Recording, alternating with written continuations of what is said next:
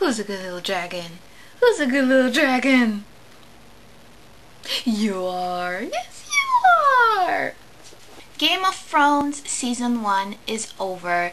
The finale aired last night, and if you remember when I did my review of the Game of Thrones season premiere, I warned people at the end that, don't start watching this show unless you're prepared to fall in love with it. This is a long-term engagement kind of show. And I think that the finale really proved that, because it didn't end with a big bang. It didn't end with a big fight. It was more of a quiet episode, more of a slow episode. For all intents and purposes, what happened in episode 9 was actually the big action-filled finale of the season, while Fire and Blood is more about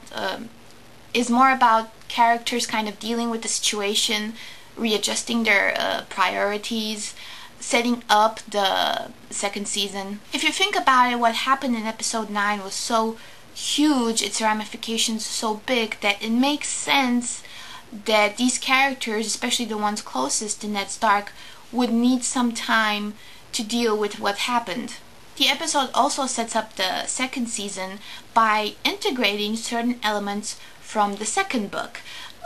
For instance, what happens with Arya, because in the first book, after Ned Stark dies, Arya kind of disappears and you only find out what happened to her in the second book. Despite the fact that they integrated some elements from the second book, the last episode of Game of Thrones, the very last scene from this finale, is actually the last scene from the first book of the series. Overall, the first season was very faithful to the first book.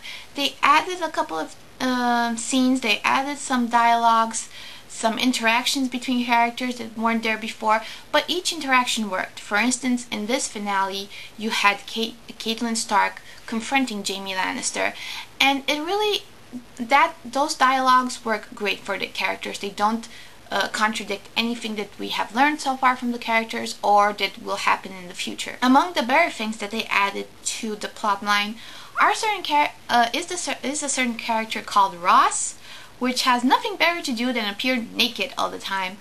But really, through her interaction with Theon Greyjoy, or in this particular episode with Maester Pycelle, really Ross is she sets up such an interesting contrast with the other characters, because she's always completely naked and kind of open and honest, and the characters that she interacts with, like Petyr Baelish and Theon Greyjoy and Maester Pycelle, they have their own secrets and they have their own little schemes, and it's a nice little contrast between the honest, good-looking naked whore and the scheming, nasty little man. Something that they took out of the show that really was in the books was the relationship of the Stark kids with their direwolves.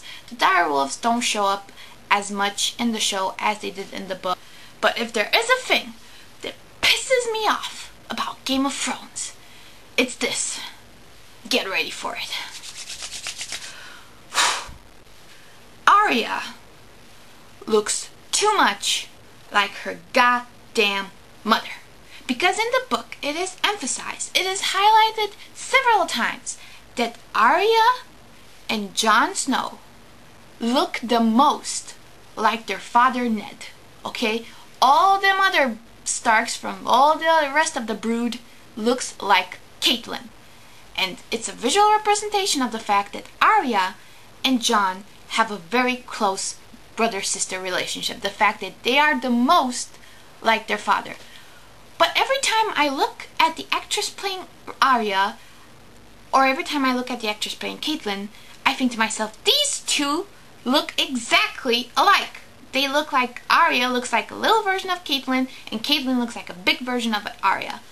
But overall, Game of Thrones, I think, is well on the way of becoming my new Battlestar Galactica. Because like Battlestar Galactica, it proves the point that, you can take something like science fiction, you can take something like fantasy, with Walking Dead you can take something like horror, and just use it as a frame, just use it as a setting. And what you put in that setting is actual, real people with realistic motivations, with realistic actions, and really you don't have to subscribe to these stereotypical cliche notions of fantasy, science fiction, and horror. You can actually use those settings to create something universal, something incredibly valuable, especially in the landscape of reality TV dominated television today. And before I go, just forget all that stuff I said earlier about Game of Thrones granting the fantasy genre legitimacy and making it more adult and more mature and blah, blah, blah. Yeah, forget all about that stuff. The most important thing that the first season of Game of Thrones managed to accomplish is that it made you hate that little shit Joffrey. Well done, HBO. Well done.